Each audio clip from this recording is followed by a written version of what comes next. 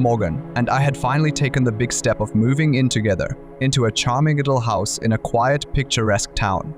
It was the kind of place where neighbors knew each other's names and the streets were lined with quaint houses, each telling its own story. Our house was a modest, cute dwelling, perfect for us, and our dreams of someday filling it with the laughter of children. It was the start of a beautiful chapter in our lives. As we settled into our new home, we made it a point to be friendly with our neighbors. The elderly couple who lived next door, the Johnsons, greeted us with warm smiles and homemade cookies. They'd been in the neighborhood for decades and offered us plenty of friendly advice about the area. It was a warm welcome, and we felt fortunate to have such lovely neighbors. However, on the other side of our house, the neighbors were quite distant, their home shrouded in trees, making it difficult to see much of anything beyond their fence. We hadn't had a chance to meet them yet, as we're still caught up in the whirlwind of unpacking and furnishing our new abode. Your first week in the house was spent in a frenzy of activity, balancing our jobs, and the demanding task of setting up our new home. By the time the second week rolled around, exhaustion had settled in as a constant companion. One evening, Morgan was busy in the kitchen, preparing a comforting pasta dish for dinner. I sat at the dining table, my laptop open in front of me as I browsed through various options for area rugs to complete the cozy atmosphere of our living room. The air inside the house felt a bit stuffy, so I decided to slide open the back door to let in some fresh air. But as I approached the back door, my casual intention to enjoy a brief breath of fresh air quickly transformed into sheer terror. I glanced through the glass door into the backyard and saw something that sent a shiver down my spine. There, in one of the chairs on our patio, was a man. He sat hunched over, his head bowed, and my heart raced as I realized we were not alone. I couldn't believe my eyes, and I almost cursed out loud when I saw him. I immediately whispered Morgan's name urgently and said, "Don't scream, but there's a man in the yard." Morgan, her face pale with shock, walked over to stand beside me, peering outside.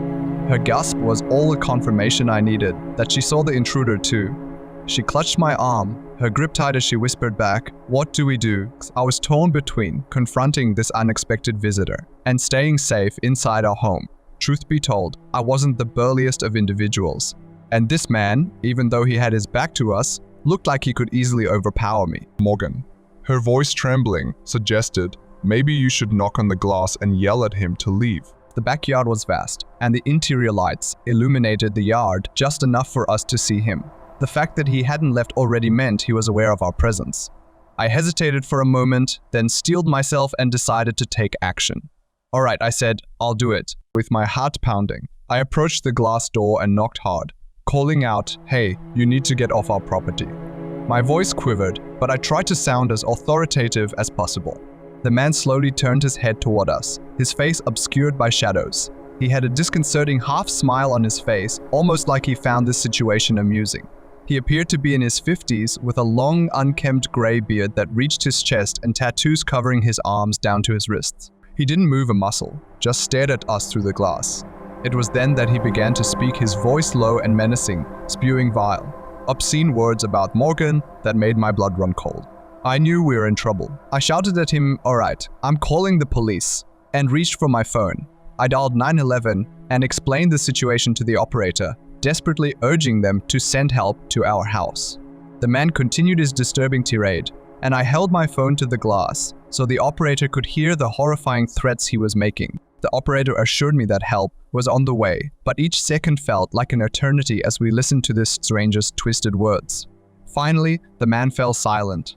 I glanced outside and he was gone. Relief washed over me, but I knew we couldn't let our guard down just yet. We waited anxiously for the police to arrive. When they did, they conducted a thorough search of the backyard and took a police report. It seemed like our ordeal was over, and we thanked the officers for their prompt response. Did we know that the nightmare was far from finished? That night, as we settled in the living room to watch TV, we both heard something unsettling coming from the yard. It was a faint sound at first, but it grew louder and more distinct with each passing moment. I went over to the window and carefully kinked the blind, allowing just enough of a view outside. And there he was, that same man, sitting in our yard again. This time, he had a cigarette in his hand, and he seemed to be talking to himself, or perhaps he was trying to communicate with us, facing our house as he muttered incomprehensible words. The moment he noticed the blind moving, he abandoned his quiet muttering and rushed toward the window. I recoiled in shock, stumbling backward, and he began pounding on the glass with his fists. His face contorted in anger as he continued to spew vile threats about Morgan. I couldn't bear for Morgan to hear this any longer. I yelled to her, "Go upstairs and lock yourself in the bedroom.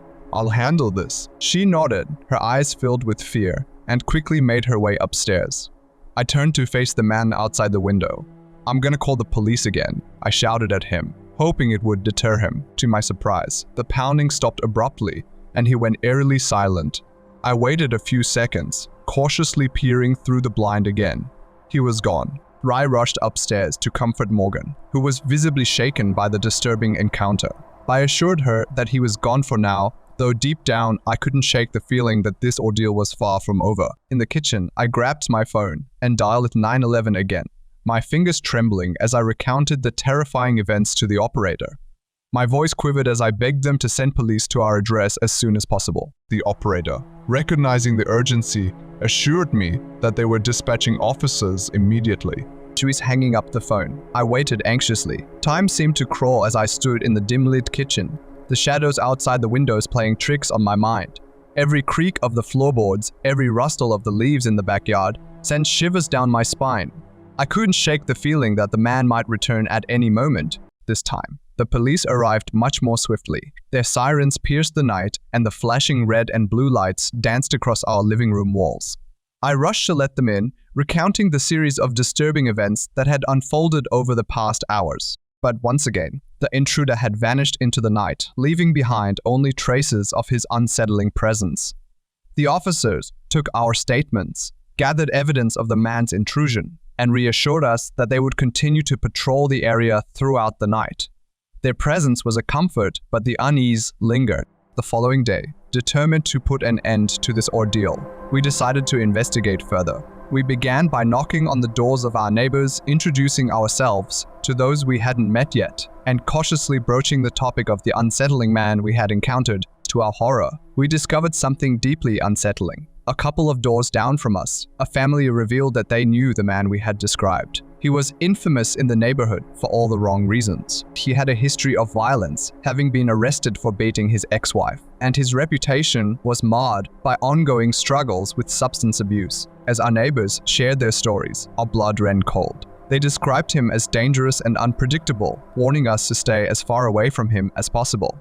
They even mentioned that he lived just around the block in a small, run-down house concealed by overgrown trees. Armed with this information, we immediately reported everything we knew to the police. We hoped that our account, along with our neighbor's testimony, would be enough to bring this menacing man to justice. However, due to the lack of concrete evidence and the fact that we hadn't captured him on video, the authorities couldn't press charges at that moment.